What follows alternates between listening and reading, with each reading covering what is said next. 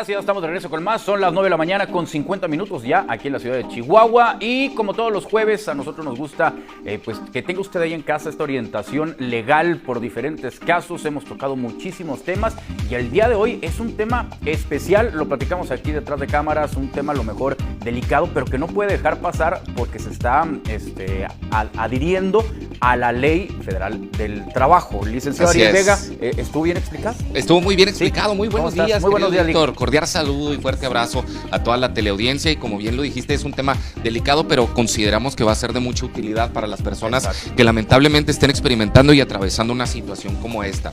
De hecho, para el desarrollo del tema, me encantaría plantear la siguiente pregunta. ¿Te parece bien? No les dije, pero el tema es, ¿qué le corresponde a la gente? ¿O qué le corresponde a la familia en caso de una desaparición forzada?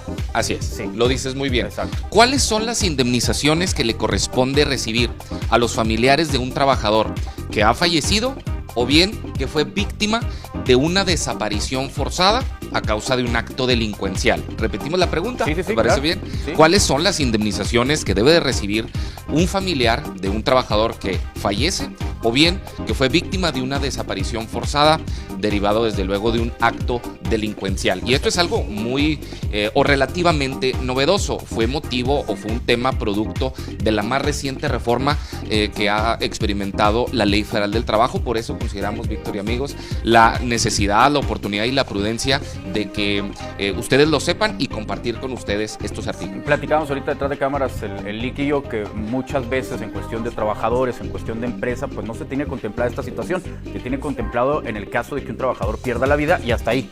Pero ahora viene esto nuevo que se le adhiere a la Ley Federal del Trabajo y pues es importante tocar el tema. Esta nueva causalidad y cómo deben de actuar las empresas y qué importes deben de recibir los familiares. Y es que para atender estas respuestas o este tema debemos de acudir directamente al artículo 500 de la Ley Federal del Trabajo. 500 y sucesivo, que nos indica con toda precisión qué, cuánto y a quiénes o en favor de quiénes se debe de entregar estas indemnizaciones. Este artículo 500 y circundantes, así como circunvecinos, nos viene hablando de lo que es un tema como el de riesgos de trabajo, el cual establece pues las modalidades o los tiempos de espera, las indemnizaciones que debe de recibir una persona que sufre un accidente o una enfermedad en el trabajo. Incluso se establece en todos estos artículos la obligación que tiene el patrón de reubicar a sus trabajadores acorde con sus nuevas capacidades, si es que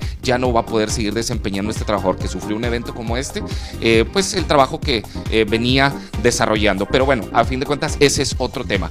Y aborda este tema, el de la muerte, la indemnización por muerte o desaparición forzada de un trabajador, en el sentido que debe de recibir los familiares, en primer término, lo que son 2 meses de salario por concepto de gastos funerarios. Ese es un primer concepto que por más de que estemos hablando de un trabajador que percibía el salario mínimo, ya estamos refiriéndonos a una suma casi cercana a los 13,000 pesos. Repetimos, por este concepto de gastos funerarios. Pero el segundo de los conceptos que hace el traslado a lo contenido en el artículo 502 de la Ley Federal del Trabajo establece que un familiar de un trabajador que ha fallecido producto de un riesgo de trabajo o que fue víctima de una desaparición forzada debe de recibir una cuantía no menor a 5,000 días de salario.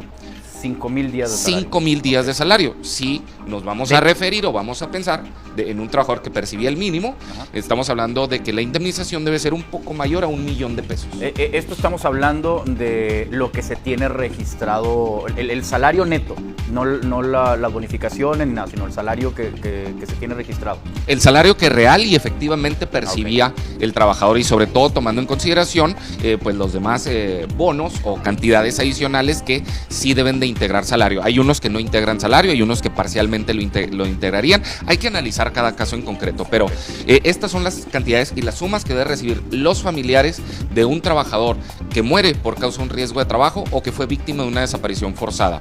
2 meses de sueldo en el caso de gastos funerarios o para destinarlo a gastos funerarios y 5,000 días de sueldo por concepto general de indemnización. Esta es la cantidad que se debe cada caso, como dices, es diferente, pero ahora, ¿quiénes son los que reciben? Es una pregunta importantísima y muy prudente. Necesitamos analizar en este sentido el 501 de la Ley Federal del Trabajo, que establece con toda oportunidad y con toda claridad quiénes van a ser los benefactores de este tipo de prestaciones económicas. Hay que decirle a la gente que tanto para la exigencia, eventual obtención o para la designación de tu carácter de beneficiario del fallecido trabajador o del desaparecido trabajador, hay que demandar, hay que iniciar o emprender una acción legal para que un juzgador de la causa pueda establecer quiénes, en favor de qué personas y en qué montos. Pero respondiendo a la pregunta, ¿cuáles son los familiares que incluso de manera prioritaria deben de percibir estas sumas de dinero?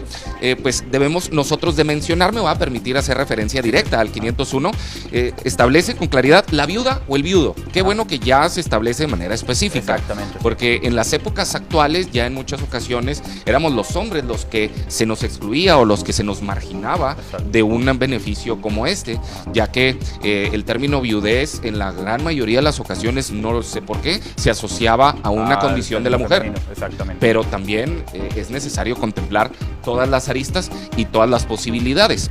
En este sentido también los hijos, de igual manera, los hijos que sean menores de edad, incluso menores de 25 años, siempre y cuando acrediten estar inscritos en un plantel del Sistema Educativo Nacional, incluso hijos que sean mayores de 25 años, siempre y cuando acrediten una discapacidad. Esto es algo que ya lo hemos tocado hace tiempo también, esta situación de la discapacidad arriba de 25 años. Sí, y siempre y cuando acrediten una situación como esta. De manera concordante, que no puede ser de ninguna manera excluido, son los papás, los ascendientes, incluso sin la necesidad, tanto en el caso de la viuda, de los hijos o de los padres de los ascendientes, sin la necesidad de que tengan que acreditar lo que es una dependencia económica, que era un típico obstáculo que les colocaban las instituciones a este tipo de familiares.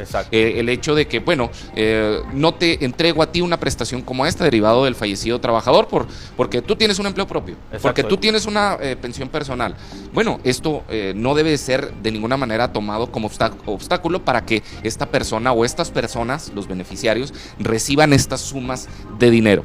Otra situación que establece en la fracción tercera del 501, pues es, a falta de cónyuge, la que hubiese convivido como concubino o como concubinaria en los últimos 5 años con el trabajador antes del fallecimiento o antes de ser víctima de la desaparición forzada. O incluso se pueden acortar los tiempos si es que en esta relación se concibieron hijos. Si concibieron hijos, no hay problema que no hayan tenido una antigüedad de 5 años. La ley sí establece en esta fracción, sí establece que siempre y cuando ambos hayan permanecido libres de matrimonio para que se configure el concubinato. Exactamente, que esto es parte de otras modificaciones que se le ha hecho a la ley en otros temas que hemos tocado, en donde se habla de que el concubinato ya también accede a ciertos beneficios cuando no hay un matrimonio, cuando no hay un acta de matrimonio de por medio. Entonces también aquí en esta situación. Es correcto, y también con la misma situación, sin la necesidad de que se acredite lo que es la dependencia económica. Y una siguiente fracción, una siguiente y última, que es extraordinaria, es que la Ley Federal del Trabajo, en esta última reforma, se adicionó en el sentido de que también deben de percibir todas estas indemnizaciones cualquier persona que hubiese dependido económicamente del trabajador. Eso es algo extraordinario porque abre la puerta para que personas que fueron incluso adoptadas o acogidas por el fallecido trabajador, porque no, en muchas ocasiones hasta familiares, vamos a suponer un nieto. Nosotros hablamos en este espacio de un caso muy reciente y que trascendió en los medios de comunicación en el sentido de que fallece una persona que ya tenía el carácter de pensionada, pero el nieto, que todavía era menor de edad, exigió los beneficios y la entrega de este tipo de prestaciones económicas que establecen las leyes. En un primer término, o los primeros jueces conocedores de este asunto le negaron cualquier tipo por no ser hijo. Por no ser hijo, lo dices muy bien, pero su asunto lo llevó por medio de la interposición de los recursos correspondientes hasta el conocimiento de una de las salas de la Suprema Corte de Justicia, y los señores ministros que resuelven por medio de sus ponencias estos casos dijeron al muchacho le corresponde recibir este tipo de beneficios, toda vez de que, de acuerdo a la realidad social de él tuvo el carácter de hijo. Probablemente no, consanguíneamente no era en primer grado, sino consanguíneamente era hasta en segundo grado. Pero en la realidad de las cosas, él tuvo el carácter de hijo por causa de que estuvo o lo acogió su abuela para su crianza desde muy temprana edad, y por ese motivo se le debe entregar este tipo de prestaciones. Bueno, aquí la Ley Federal del Trabajo ya establece la posibilidad que puede o que se le debe de reconocer a una persona que dependió económicamente del trabajador. En muchas ocasiones, cuántas realidades familiares no se dan en ese sentido, de sobrinos, ahijados. Ándale, a eso iba, o sea, no solamente el nieto con los abuelos, sino el sobrino que llega a vivir con los tíos y se queda ahí, es dependiente de los tíos, el ahijado, bueno, me puedo ir a otros casos incluso que no hay una relación familiar directa, pero se convierte en alguien parte de la familia. Así es, y que era algo muy típico en nuestro país. Exacto. Claro, no quiero decir con esto que ya no lo sea, pero era muy común y muy frecuente en la dinámica familiar toda de hace algunas décadas, en donde convivían todos los primos, incluso hasta vecinos, sin tener el carácter de una situación de consanguinidad, en donde prácticamente vivían todo el tiempo, toda la temporada escolar, regresaban con sus familiares o con sus familias de origen, pero era una situación muy, muy típica de nuestro país y que probablemente se sigue dando. Yo sí estoy convencido que no en la dimensión anterior de otras épocas, pero se sigue presentando. Entonces es bien relevante, bien trascendente resaltar que la ley está estableciendo está considerando este tipo de situaciones y de hipótesis para que se le respete, no solamente al viudo, a la viuda, a los hijos que estén estudiando, a hijos mayores de edad, siempre y cuando acrediten una discapacidad, sino también a los papás y cualquier persona que hubiese dependido económicamente del fallecido trabajador. Debe ser una situación bien complicada la que atraviese una familia que pierde a su papá, a su mamá, que tenía el carácter de trabajador, pero debe ser todavía más complicado que sea víctima de una desaparición forzada por la incertidumbre, por la zozobra que debe de generar una situación como esta. Hay que analizar definitivamente cada caso en concreto,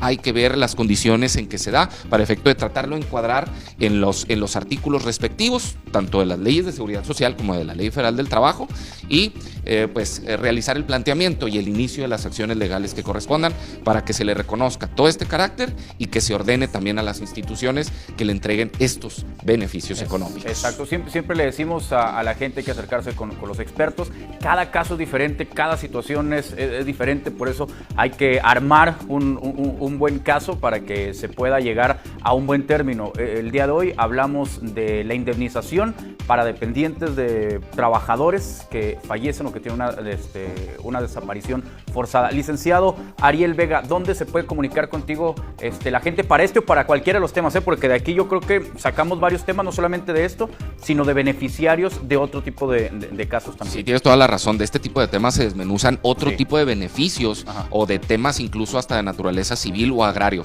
Y sí, con gusto recibimos sus comentarios, dudas, sugerencias, incluso hasta de temas en el correo electrónico licarielvega@outlook.com, en las redes sociales licarielvega y en el WhatsApp de negocio que está apareciendo en su pantalla, 614-246-5831. Tenga paciencia, por favor, si manda ahí un mensajito con el licenciado Ariel Vega. Hay 16 telefonistas, ayer contrató otra telefonista más y como 4 community manager que le están ayudando ahí a responder. Licenciado, es buena idea. No, gracias a usted. Y a grabar los TikToks también. Te vi el otro día bailando ahí junto a los documentos y todo. Sí, consúltenos y suscríbanse. Lick, nos vemos el próximo jueves. Primeramente Dios. Ok, ¿esto cuenta como materia? Sí. Ya lo puedo palomear. Le podemos palomear. Excelente, me parece bien. Vámonos ahora con Cristina Retana. ¿Sí es Cristina Retana? Sí.